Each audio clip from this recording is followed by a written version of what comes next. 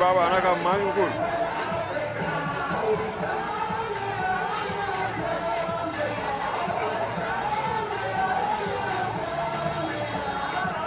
Ngani mare plan nonu baba.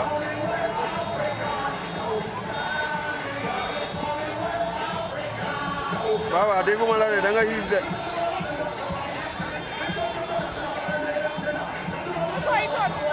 Mana nak kami yang majel, yang mabayel. Aja. Khairim bane kot. Ko jam ya Garawol. Ibe mun kontaan le yitandila barola do ko to sate kono. atanna mani kontane kita barongol lendi Manyagali yaro kontani. Iyo kendangi alle agara kebe dabaro ragara olinko. Alhamdulillah tige ngalla danga. Iyo bari ngai bane kono garawol yagaru. Yagaru lay demande ngare baroma kita. mani demande ndanda ko Gadine. Yo gadine kaini awa masi. Yo khago ngana kin yagaru nga tampien. Masin to maga. Sasa kechiga kusi masibe ga bogu. Kento maga. Iyo gadine ke jisu antano ngani yagaru demande mpoka nan ken kenya. Iyo ongono osoko amponu londi. Yari bisa ganyana hoy. Onta jikitana. Ino de majinga siri. Iyo Altole amoy nyola ako ikontantala nyin karamo wala ko la bale musol be batare ngi lafita masingola pour e turoke ani jio fana barobe la firin gambia musol be daha inshallah abe futalale awa kiani khole keta yagarunam tuma keta ina kale kita imma yanka iyo wala intekenna kembana allamu ibara itele mo dinno wala ko piero itodu nteto sedinte sokona nto mu sedinte sokona mbe garawol mbe gambia bele ole mu ngay ndondi ko safen ko garawol community police pour nin garawol nin banko la nyaton ko ni be sido ko kenyobul so ngal konto ngal tentu bake ali ni ma futata na sate to nyame media ngal be konto ibara abu ko president on natale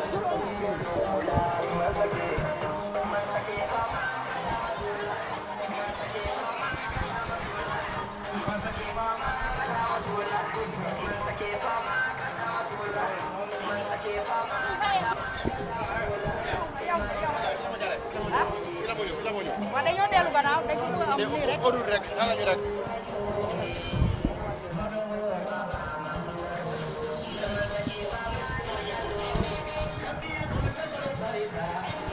musiba no yiro ton ni miɗen garawol ɗo darugol président baron ari darugol golle moƴƴe ɗe wadde garawol ɗo ɗen o hewti joni alhamdulillah o yiyay mo joni o wara darugol yiltagol darugol ɗumanni on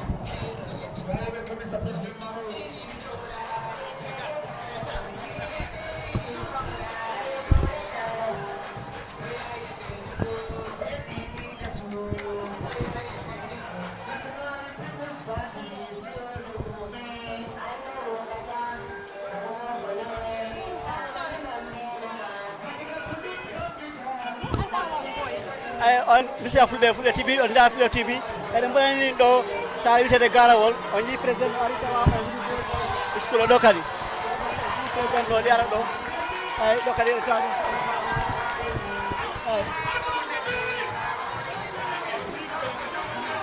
ɗo ko ɗumen garawol gonɗen ɗo e jii président o kala ari ladɗo o school ɗo nden mo natti toon mo yiya library o walla lab e computer lab ɗo ɗo gandanɗa ɗo ɓe janggata computer eyyi nden noon on jarama tigui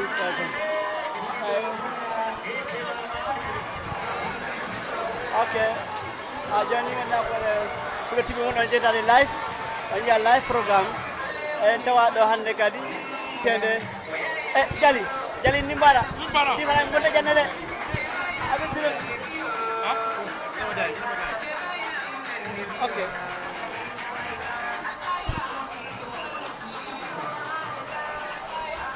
eyyi musidɓe an fulɓe ha joni ko mbimi en ko tan en garani ɗo sa witende garawol ɗo kala mbar awdi ko ɗo o darnaɗo hikka ko darino noon ko Allah e merci Holland Foundation ɓe gandanta ɓen dari ballugo school ji e nder Gambia ɗo suulji ɗi noon ko ɓe darni ko ɗum heewi wala ko heddoron nden noon ɗo kala waɗi weltare tawede rawol e nder kantora nden noon ono musidal ngal fof ɗon calmine o gandi noon ceerno eɗen mbiya président Adama Barrow mboɗo wakkili wona sengo jangguede tan hay ɗon e sengi wi ɗo eɗen jaaha tumanna l'hôpital mo darani tumanna naaɓe o mi haali ɗum kole wadde wattu ko gonɗen numuyel ha joni mbiɗen haaldam ɗo se mo wi ɗo rek mboɗo yaha tumanna l'hôpital do kadi uddite ɗum e inchallah nden no onon fof on calminama eyi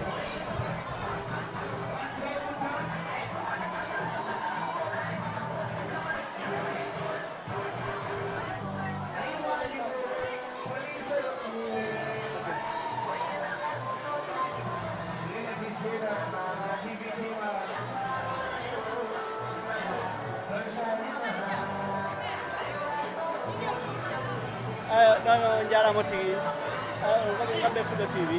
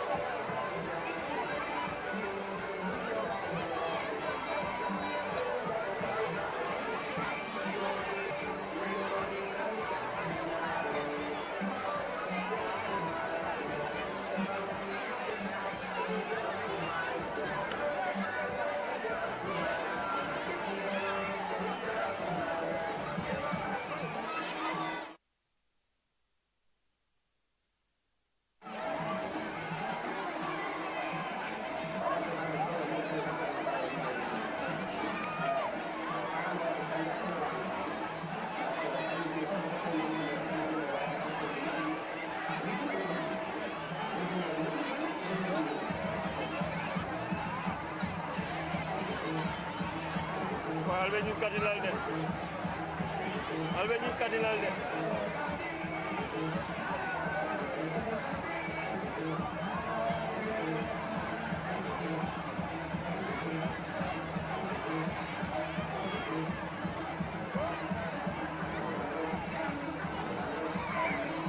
boy ñëw leen dimbali ma ci xale yi man ñëw leen boy xale yi day jeg dama affaire bi de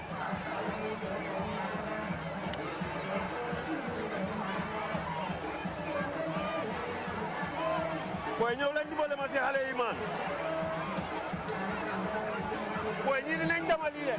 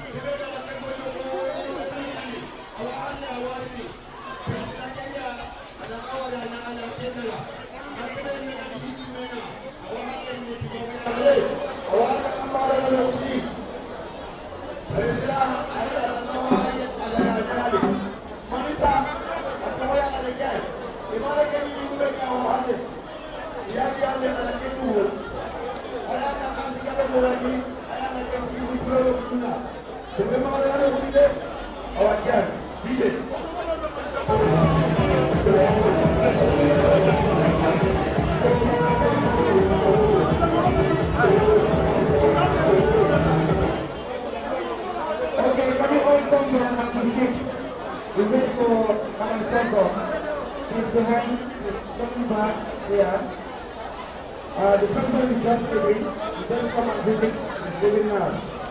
So what is left behind now is Madame Sandra is on the way coming. So we are going to wait for her.